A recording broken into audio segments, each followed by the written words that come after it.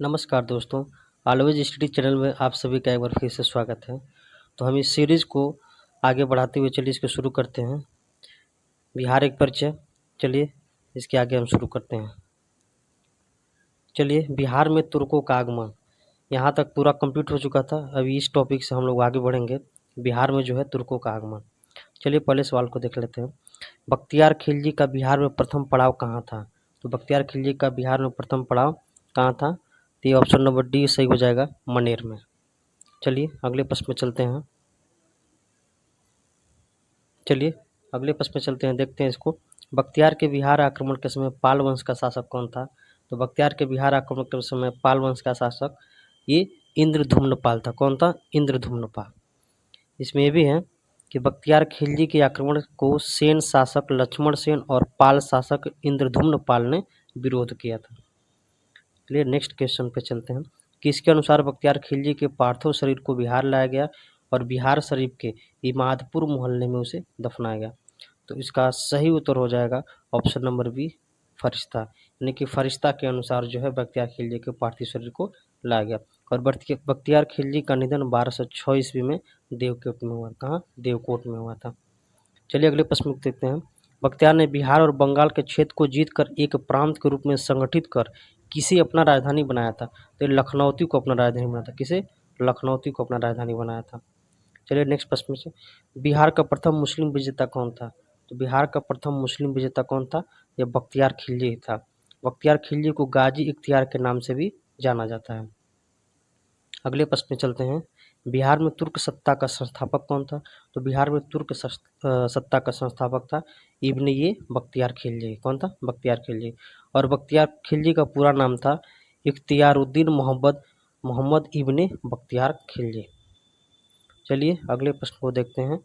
बख्तियार खिलजी की बिहार में पहली महत्वपूर्ण विजय कौन सी थी? इसका सही उत्तर हो जाएगा option number A, Bihar Sharif Odantapuri की। बिहार शरीफ उदंतपुरी की। उसने बिहार शरीफ पर विजय 1198 प्राप्त की थी। बख्तियारपुर नामक शहर की स्थापना बख्तियार खिलजी ने ही करवाया था। चलिए अगले प्रश्न में चलते हैं। बिहार में तुर्क सत्ता की स्थापना हुई थी। तो बिहार में तुर्क सत्ता की स्थापना कब हुई थी? 1198 कब हुई थी?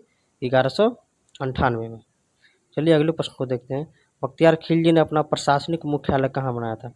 तो प्रशासनिक मुख्यालय कहाँ बनाया था बख्तियार खिलजी ने? ये बिहार शरीफ में बनाया था। कहाँ? बिहार शरीफ में। चलिए अगले प्रश्न पे चलते हैं। नालंदा विश्वविद्यालय को किसने ध्वस्त किया? तो नालंदा विश्वविद्यालय को ये बख्तियार खिलजी ने ही ध्वस्त किया था। और बख्तियार खिलजी के शव को बिहार शरीफ में दफनाया गया। कहाँ? बिहार शरीफ में। चलिए अगले प्रश्न पे चलते हैं। हमारा अगला प्रश्न है, बख्तियार खिलजी के आक्रमण के समय सेन वंशी शासक कौन था? तो उस समय सेन वंशी शासक कौन था? तो लक्ष्मण सेन था। कौन था? लक्ष्मण सेन था। चलिए अगले प्रश्न को देखते हैं। बिहार के सूफी संतों का आगमन किस शताब्दी में हुआ था? तो बिहार के सूफी संतों का आगमन जो है 12वीं शताब्दी में हुआ था। किस शताब्दी में? 12वीं शताब्दी में हुआ था। अगले प्रश्न में चलते हैं। बिहार में आने वाले पहले सूफी संत थे। तो बिहार में आने वाले पहले सूफी संत कौन थे? मोमीन आरिफ। कौन थे? मोमीन आरिफ।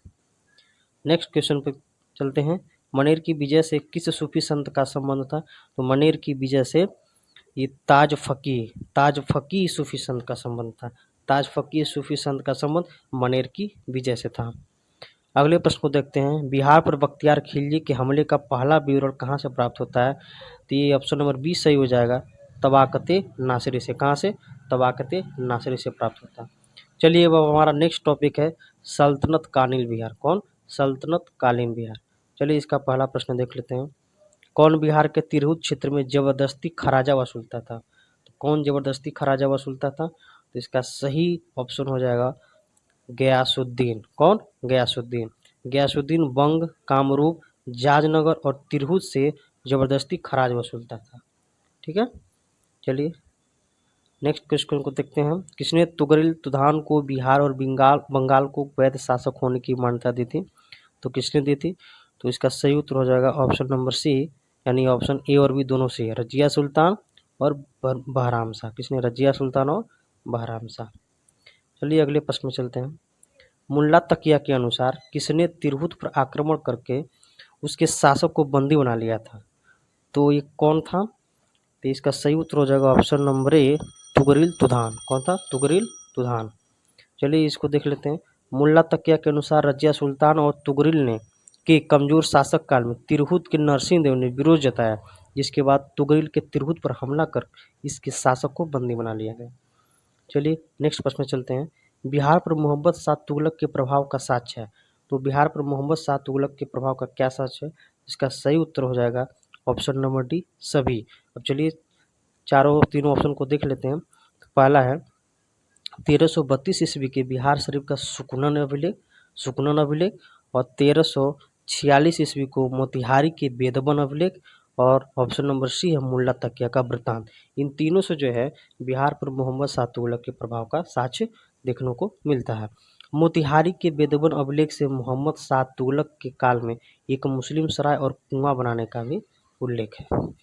चलिए अगले प्रश्न पर चलते हैं। अगला प्रश्न है कि सुल्तान ने संत सरफुद्दीन और सूबेदार जैनुद्दीन के लिए एक बुल्गेरियन दरी भेजी थी। किसने भेजी थी? इसका सही उत्तर हो जाएगा option number C, Mohammad Tughlaq ने। किसने? मोहम्मद तुगलक ने। बिहार के सूफी संत सरफुद्दीन के मलफूजात से जैनुद्दीन मजदूर मुल्क के बिहार के भुक्ति या सूबेदार होने का पता चलता है। चलिए अगले प्रश्न को देखते हैं। हाजीपुर और समस्तीपुर का संस्थापक कौन था? तो हाजीपुर और समस्तीपुर का संस्थापक था option number A, Shamsuddin Haji Ilyas. कौन था? शमसुद्दीन हाजी इलियास। चलिए अगले प्रश्न को देखते हैं। किस सुल्तान ने इलियास को तिरहुत से निकाल बाहर किया था? तो किस सुल्तान ने किया था? तो इसका सही उत्तर हो जाएगा option number C, Firoz Shah Tughlaq ने। अगले प्रश्न को देखते हैं। बिहार में सुल्तान फिरोज शाह तुगलक के अभिलेखों से संबंधित सत्य कथन का पहचान करें। इनकी कौन कौन सत्य है? तो इसका सही उत्तर हो जाएगा ऑप्शन नंबर डी, उपरोक्त सभी। चलिए बारी बारी से इसको देख लेते हैं। ऑप्शन नंबर ए है कि बिहार शरीफ के पहाड़ी पर अवस्थित मलिक इब्राहिम वायु के कब्रगाह से मिले एक अभिलेख फिरोज तुगलक का साम्राज्य की धुरी तथा दूसरा अभिलेख मलिक वायु को बिहार का भुक्ति कहता है। चलिए बी ऑप्शन है कि बिहार के एक जैन मंदिर में संस्कृत में एक अभिलेख है जिसमें सुल्तान फिरोज शाह तुगलक को नेकी का रक्षक कहा गया। और ऑप्शन नंबर सी है फिरोज शाह तुगलक का एक अभिलेख जहानाबाद से भी मिलता है। चलिए अगले प्रश्न में चलते हैं। प्रश्न नंबर 9 है बिहार के शासक रुकनुद्दीन के अभिलेख से संबंधित सत्य कथन की पहचान करना है। तो इसका सही उत्तर हो जाएगा ऑप्शन नंबर सी, यानी कि ऑप्शन ए और बी दोनों सत्य कथन है। चलिए दोनों कथनों को देख लेते हैं। ऑप्शन नंबर ए है रुकनुद्दीन का पहला अभिलेख 1293 ईस्वी का महाद्वार अभिलेख है, जिसमें बेगूसराय के एक नदी के किनारे एक दुर्ग का निर्माण यानी हिस्न हसीन की चर्चा है। और ऑप्शन नंबर बी है कि इसकुनुद्दीन यानी रुकनुद्दीन का दूसरा अभिलेख 1297 लखीसराय में मिला है, जिसने ब्लाचमैन ने खगोल अभिलेख कहा है। क्या कहा? ब्लाचमैन ने खगोल अभिलेख कहा है। चलिए प्रश्न नंबर 10 को देखते हैं। बिहार में सैनिक अभियान आयोजित करने वाला पहला सुल्तान था। तो बिहार में सैनिक अभियान आयोजित करने वाला पहला सुल्तान कौन था? इल्तुतमिश था। ये इंपॉर्टेंट क्वेश्चन है, इल्तुतमिश था। चलिए अगले प्रश्न को देखते हैं। बिहार को दिल्ली सल्तनत के अधीन करने वाला प्रथम सुल्तान कौन था? ये इल्तुतमिश था। चलिए अब नेक्स्ट प्रश्न पे चलते हैं। प्रश्न नंबर 12 है कि इल्तुतमिश ने 1225 के लगभग किसे पराजित कर बिहार पर अधिकार कर लिया था? इसका सही उत्तर हो जाएगा ऑप्शन नंबर सी, हिसामुद्दीन एवज को। क्या हो जाएगा? हिसामुद्दीन एवज को। अगले प्रश्न में चलते हैं। निम्न से कौन सा सल्तनत काल में बिहार का प्रांतपति नहीं रहा था? तो कौन बिहार का प्रांतपति नहीं रहा था सल्तनत काल में? इसका सही उत्तर हो जाएगा ऑप्शन नंबर डी, मुबारिज खां। कौन हो जाएगा? मुबारिज खां। चलिए अगले प्रश्न को देखते हैं। किस काल में बिहार पर दिल्ली सल्तनत के सुल्तानों का निर्णायक वर्चस्व स्थापित हुआ? तो किस काल में? इसका सही हो जाएगा ऑप्शन नंबर सी, यानी तुगलक काल में। किसमें? तुगलक काल में। चलिए अगले प्रश्न को देखते हैं। बिहार के कर्नाट वंश के शासक हरिसिंह देव को पराजित करने वाला सुल्तान कौन था? इसका सही उत्तर हो जाएगा option number B, Ghiyasuddin Tughlaq. Ghiyasuddin Tughlaq ने तिरहुत में एक टकसाल नगर की स्थापना की, जिसे तुगलकाबाद उर्फ तिरहुत कहा जाता था। तुगलकाबाद उर्फ तिरहुत कहा जाता था। मोहम्मद बिन तुगलक ने बिहार के किस नगर का नाम तुगलकपुर रखा था? तो इसका सही उत्तर हो जाएगा ऑप्शन नंबर ए, दरभंगा। किसका नाम रखा था? दरभंगा तिरहुत का। चलिए अगले प्रश्न में चलते हैं। दरभंगा में एक दुर्ग यानी किला एवं जामा मस्जिद का निर्माण करवाने वाला सुल्तान कौन था? ये कौन था? मोहम्मद बिन तुगलक था। कौन था? मोहम्मद बिन तुगलक। चलिए अगले प्रश्न में चलते हैं। तुगलक काल में बिहार की राजधानी कहाँ थी? तो तुगलक काल में बिहार की राजधानी बिहार शरीफ थी। कहाँ थी? बिहार शरीफ थी, और बिहार शरीफ आधुनिक नालंदा जिले में स्थित है। चलिए अगले प्रश्न में चलते हैं। बिहार राज्य का नाम बिहार किसने दिया था? तो बिहार राज्य का नाम बिहार किसने दिया था? तो ये तुर्कों ने दिया था। किसने दिया था? तुर्कों ने दिया था। इस क्षेत्र में बौद्ध विहारों की संख्या अधिक थी, अतः इन्होंने इस बिहारों का इसे प्रदेश कहा। बिहार राज्य का नाम बिहार किस काल में पड़ा? तो ये तुगलक काल में जो है बिहार नाम पड़ा। चलिए नेक्स्ट प्रश्न में चलते हैं। मलिक इब्राहिम या मलिक बया बिहार का प्रशासक किस काल में था? तो किस काल में था? तो तुगलक काल में था। मलिक इब्राहिम बिहार के महत्वपूर्ण प्रशासकों में से एक था। चलिए अगले प्रश्न पर चलते हैं। बिहार के तुगलक काल में सर्वाधिक महत्वपूर्ण प्रशासक मलिक इब्राहिम या मलिक बया का मकबरा है, तो कहाँ है? बिहार शरीफ में। कहाँ है? बिहार शरीफ में। बिहार के प्रसिद्ध संत शेख अहमद चिरमपोश से भेंट किस सुल्तान ने किया था? इसका सही उत्तर हो जाएगा option number D, Firoz Shah Tughlaq. कौन? फिरोज शाह तुगलक। चलिए अगले प्रश्न पर चलते हैं। फिरोज शाह तुगलक का फारसी अभिलेख कहाँ से मिलता है? तो फिरोज शाह तुगलक का फारसी अभिलेख कहाँ से मिलता है? बिहार शरीफ से मिलता है। कहाँ से मिलता है? बिहार शरीफ से मिलता है। उत्तर बिहार के कर्नाटक शासकों का अंत किस सुल्तान के द्वारा हुआ? इसका सही उत्तर हो जाएगा option number B, Ghiyasuddin Tughlaq. तो मोहम्मद तुगलक के काल में तिरहुत का क्षेत्र सल्तनत में मिला लिया गया। चलिए अगले प्रश्न में चलते हैं। 14वीं सदी में तिरहुत में फिरोज ने किस वंश का शासन आरंभ करवाया था? इसका सही उत्तर हो जाएगा ऑप्शन नंबर बी, वैनवार वंश का। किस वंश का शासन आरंभ करवाया था? तो वैनवार वंश का शासन आरंभ करवाया था। तिरहुत के किस वैनवार वंश के शासक के छत्र छाया में प्रसिद्ध कवि विद्यापति ने अपने काव्य की रचना की थी? तो किसके काल में, किसके छत्र छाया में? तो शिव सिंह। सही उत्तर हो जाएगा शिव सिंह। बिहार के प्रारंभिक तुर्क गतिविधियों के संदर्भ में महत्वपूर्ण जानकारी के प्रमुख स्रोत हैं, तो ये कौन सा स्रोत है? तबाकते नासरी। तबकाते नासरी। इब्राहिम लोदी के काल में बिहार के किस सूबेदार ने सुल्तान के विरुद्ध विद्रोह किया था? इसका सही उत्तर हो जाएगा ऑप्शन नंबर दरिया खां नुहानी। क्या हो जाएगा? दरिया खां नुहानी। चलिए अगले प्रश्न में चलते हैं। बिहार के जनजाति क्षेत्र के लिए झारखंड शब्द का प्रयोग पहली बार हुआ था, तो किस सदी में हुआ था? ये 13वीं सदी में हुआ था। किस सदी में हुआ था? 13वीं सदी में हुआ था। वर्तमान बिहार के लिए बिहार नाम सर्वप्रथम किस रचना में मिलता है? तो तबकाते नासरी में मिलता है। किस रचना में मिलता है? तबकाते नासरी में मिलता है। किस सुल्तान के तिरहुत को तुगलकपुर नाम दिया गया था? तो इसका सही उत्तर होगा ऑप्शन नंबर बी, मोहम्मद बिन तुगलक। किस सुल्तान ने तिरहुत तुगलकपुर से अपने सिक्के जारी किए थे? तो मोहम्मद बिन तुगलक ने सिक्के जारी किए थे। किस सुल्तान ने राजगीर स्थित जैन मंदिरों को अनुदान दिए थे? जिसका सही उत्तर हो जाएगा option number C, Firoz Shah Tughlaq. Firoz Shah Tughlaq ने जैन मंदिरों को अनुदान दिया था। अगले प्रश्न में चलते हैं। तुगलक काल में बिहार के प्रांतपति पद पर आसीन रहे थे, तो इसका सही उत्तर हो जाएगा ऑप्शन नंबर सी, ए और बी दो, यानी कि मलिक बया और मजदुल मुल्क। मलिक बया और मजदुल मुल्क, इन दोनों जो है तुगलक काल में बिहार के प्रांतपति पद पर आसीन थे। दिल्ली के किस सुल्तान ने बिहार में सैनिक अभियान कर मुंगेर तक अपना राज्य विस्तृत किया था? इसका सही उत्तर हो जाएगा option number C, Sikandar Lodi. Bihar में जौनपुर के सरकी के प्रभाव की शुरुआत हुई, इसका सही उत्तर हो जाएगा ऑप्शन नंबर ए, 1394 ईस्वी में। किसमें? 1394 ईस्वी में। चलिए इसको देख लेते हैं। मोहम्मद तुगलक ने मलिक सरवर ख्वाज जहां, जिसे मलिक उस सर्क भी कहा जाता है, को बिहार पर शासन करने के लिए भेजा। इसी से सरकी प्रभाव की शुरुआत हुई। पश्चिमी भाग जौनपुर के सरकी शासक के अधीन था। चलिए बिहार शरीफ स्थित मलिक बया के मकबरे की विशिष्टता क्या है? तो क्या है? इसका सही उत्तर हो जाएगा ऑप्शन नंबर सी, ए और बी दोनों, यानी कि सलामी दीवारें अथवा बैटर्ड वाल्स और लंबुतरा गुंबद अथवा कॉनिकल डोम। चलिए अगले प्रश्न को देखते हैं।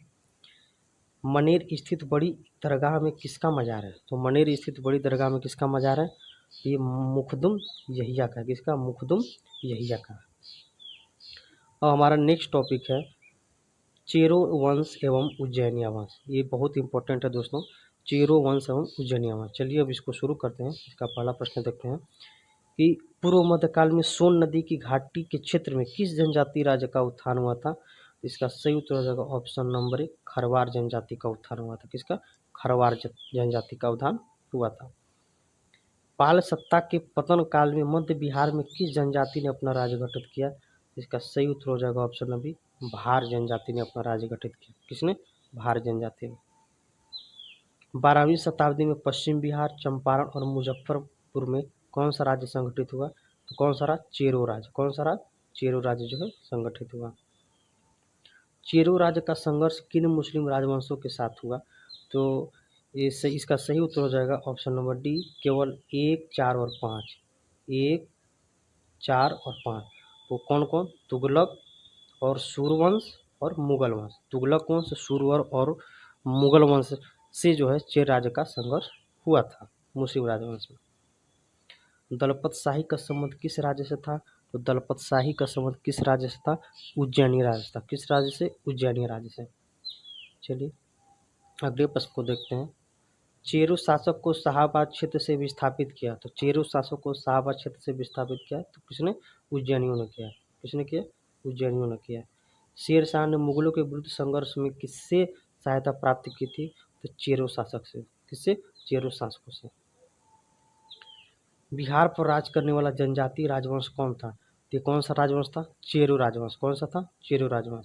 चलिए इसको देख लेते हैं। पाल वंश के उपरांत चेरो वंश ने शाहाबाद, सारण, चंपारण एवं मुजफ्फरपुर के जिलों में अपनी सत्ता स्थापित की थी। अगला प्रश्न है कि किस चेरो राजा ने जगदीशपुर के मेले की शुरुआत की थी? तो किस चेरो राजा ने जगदीशपुर के मेले की शुरुआत की थी? तो फूलचंद। किसने? फूलचंद। चलिए अब अगले प्रश्न में चलते हैं। हमारा नेक्स्ट प्रश्न है, चेरो जनजाति की शक्ति का वास्तविक पतन किसके द्वारा हुआ था? तो चेरो जनजाति की शक्ति का वास्तविक पतन जो है उज्जैनिया शासक ने किया था। किसने? उज्जैनिया शासक। भोजपुर में उज्जैनिया वंश का संस्थापक कौन था? तो भोजपुर में उज्जैनिया वंश का संस्थापक था संतन सिंह। कौन था? संतन सिंह। और संतन सिंह का मूल नाम देवराज था। यह उज्जैनी, डुमराव, बक्सर एवं जगदीशपुर में एक महत्वपूर्ण शक्ति थे। चलिए नेक्स्ट प्रश्न में चलते हैं। भोजपुर के उज्जैनी शासकों की राजधानी रही थी। तो उज्जैनी शासकों की राजधानी कहाँ रही थी? तीनों रही थी उपरोक्त सभी, ढावा में, बीहटा में और बक्सर में। ढावा, बीहटा और बक्सर में, तीनों में। भोजपुर के उज्जैनी शासक निम्न में से कौन नहीं थे? तो इसका सही उत्तर हो जाएगा ऑप्शन नंबर डी, यानी कि बागमल जो है उज्जैनी शासक नहीं थे। बाकी संग्राम देव, राजा नारायण मल और राजा राम शाही, तीनों जो है उज्जैनी शासक थे। चांद एवं मुंड जो चंडेश्वरी एवं मुंडेश्वरी नामक मंदिरों से जुड़े हैं। चांद एवं मुंड जो चंडेश्वरी एवं मुंडेश्वरी नामक मंदिरों से जुड़े हैं, तो ये संबंधित थे, किस वंश से संबंधित थे? तो शाहाबाद के चेर से संबंधित थे। शाहाबाद के चेर से संबंधित है। चलिए अब हमारा नेक्स्ट टॉपिक है बिहार में अफगान राज। बिहार में अफगान राज। चलिए इसका पहला प्रश्न देख लेते हैं कि बिहार में अफगान सत्ता के आरंभिक उत्कर्ष में निर्णायक देन थी। तो इसका सही उत्तर हो जाएगा ऑप्शन नंबर डी, नुहाली कबीले की। किसकी? नुहाली कबीले की। प्रश्न नंबर दूसरा है, सिकंदर लोदी ने 1495-96 में किसे बिहार का प्रभारी नियुक्त किया था? इसका सही उत्तर हो जाएगा ऑप्शन नंबर डी, दरिया खां नुहानी। क्या हो जाएगा? दरिया खां नुहानी। और हुसैन शाह सरकी को पराजित कर इसे बिहार का प्रभारी बनाया गया था। प्रश्न नंबर 3 है, बिहार में नुहानी राज्य का संस्थापक था। इसका सही उत्तर हो जाएगा option number B, Mohammad Shah Nuhani. यानी कि मोहम्मद शाह नुहानी बिहार में नुहानी राज्य का संस्थापक था। चलिए इसको देख लेते हैं। मोहम्मद खां लोहानी का असली नाम बहार खां था। इसने दिल्ली सल्तनत से अपनी स्वतंत्रता घोषित करी। उत्तर बिहार का क्षेत्र, सारण इत्यादि एवं एक अन्य अफगानी नुसरत खां जो बंगाल के सुल्तान थे उनके ये अधीन था। चलिए अगला प्रश्न है, महमूद लोदी को विस्थापित कर बाबर ने किसे बिहार का प्रशासक नियुक्त किया? इसका सही उत्तर हो जाएगा ऑप्शन नंबर बी, जलाल खां को। और मोहम्मद शाह जो है नुहानी का ही पुत्र था। चलिए अगले प्रश्न में चलते हैं। अब देखिए यहाँ से हमारा सुर साम्राज्य शुरू हो गया। कौन सा साम्राज्य? सुर साम्राज्य, यानी कि शेर शाह सूरी, जो 1540 से 1545 तक था। चलिए इसका पहला प्रश्न को देख लेते हैं। सूरवंश की स्थापना किसने की? तो शेर शाह सूरी ने की थी। और शेर शाह का बचपन का मूल नाम क्या था? तो फरीद खां था। क्या था? फरीद खां था। चलिए अगले प्रश्न में चलते हैं। शेर शाह को शेर खां की उपाधि किसने दी थी? तो शेर शाह को शेर खां की उपाधि कितने दी थी? तो मोहम्मद नुहानी ने। किसने दी थी? मोहम्मद नुहानी ने। और कब दी थी? तो एक शेर मारने के उपलक्ष्य में उसे शेर खां की उपाधि दी गई थी।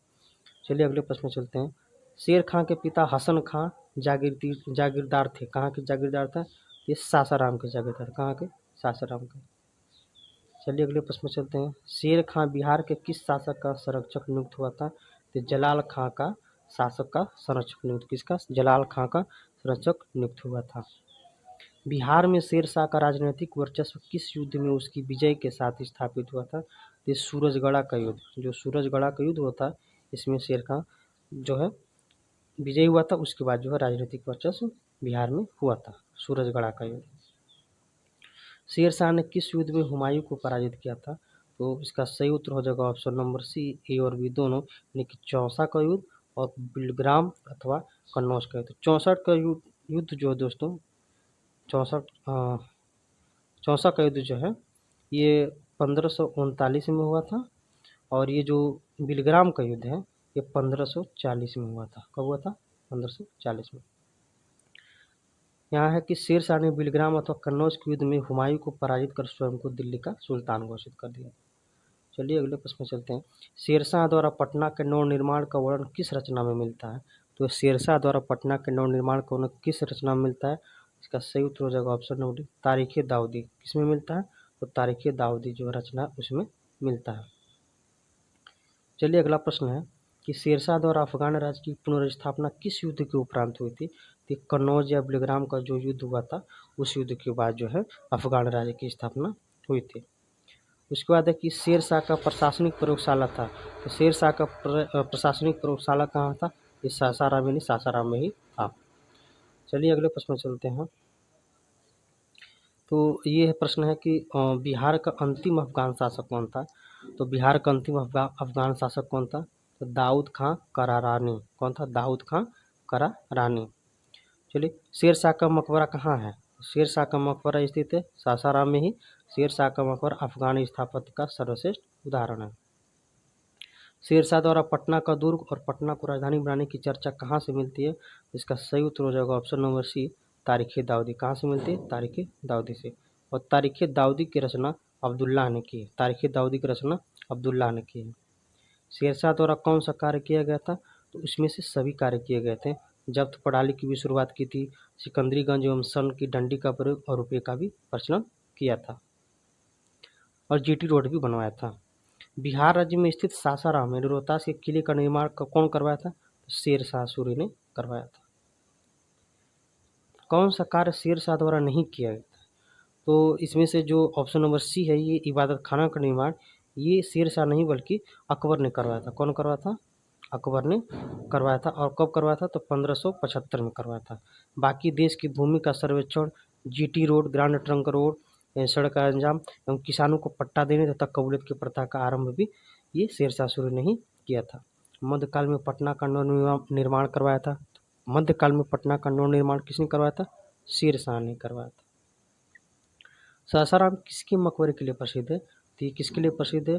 तो सासाराम किसके मकबरे के लिए? तो सभी के लिए। इसमें शेर शाह सूरी का भी मकबरा है, इस्लाम शाह का भी मकबरा है और हसन खां सूर का भी मकबरा है। शेर शाह के मकबरा के संबंध में क्या सही है? तो क्या सही है? तो इसका सही उत्तर हो जाएगा ऑप्शन नंबर डी, यानी कि उपयुक्त सभी। चलिए तीनों को देख लेते हैं। तो पहला, यह झील के मध्य में स्थित अष्टकोणीय आकार का है।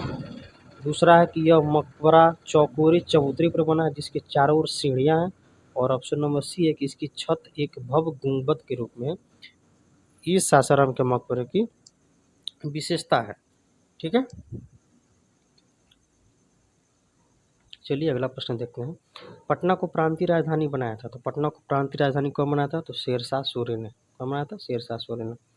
सुप्रसिद्ध सूफी संत शेख बडन किस अफगान शासक के समकालीन थे? तो इसका सही उत्तर हो जाएगा ऑप्शन नंबर सी, यानी कि 3 और 4। यानी कि तीसरा में है शेर शाह और चौथा में इस्लाम शाह। यानी कि शेर शाह और इस्लाम शाह शासकों के समकालीन कौन थे? सूफी संत शेख बडन। चलिए अगला प्रश्न है कि अष्टकोणीय मकबरों की श्रृंखला में अंतिम मकबरा किसका है? तो इस्लाम शाह का मकबरा है। तो अष्टकोणीय मकबरों की श्रृंखला में अंतिम मकबरा इस्लाम शाह का मकबरा है। तो शेर शाह के अधीन बिहार में कितनी सरकारें यानी प्रमंडल थी? तो 7 प्रमंडल थी। कितनी प्रमंडल थी? 7 प्रमंडल थी शेर शाह के समय में। शेर शाह द्वारा पटना, किले और नगर को बनाने में कितना व्यय हुआ, कितना खर्च हुआ? तो ऑप्शन नंबर ए सही हो जाएगा, 5 लाख रुपया खर्च हुआ। कितना? 5 लाख। अगला प्रश्न है कि 1529 में किसने दक्षिण बिहार पर आक्रमण किया लेकिन शेर खां के द्वारा परास्त किया गया? तो इसका सही हो जाएगा ऑप्शन नंबर सी, बहार खां। कौन था? बहार खां, जिसे परास्त किया गया, शेर शाह सूरी ने इसे परास्त किया। मध्यकालीन बिहार में बुनियादी प्रशासनिक इकाई के रूप में परगना को किसने विकसित किया? तो सही उत्तर हो जाएगा ऑप्शन नंबर सी, शेर शाह सूरी ने।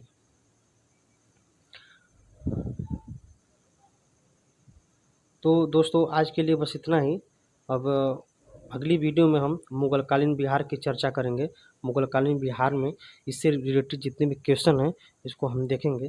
तो अगर आपको वीडियो अगर अच्छा लगा है तो कृपा करके चैनल को सब्सक्राइब कर लीजिए और वीडियो को लाइक कीजिए और ज़्यादा से ज़्यादा शेयर करिए। बाकी मैं अपने तरफ से प्रयास कर ही रहा हूँ। आई होप कि आपको वीडियो अच्छा लगा होगा। तो कृपा करके चैनल को सब्सक्राइब करें और वीडियो को लाइक कर लें। चलिए ठीक है दोस्तों, फिर मिलते हैं और नेक्स्ट वीडियो में।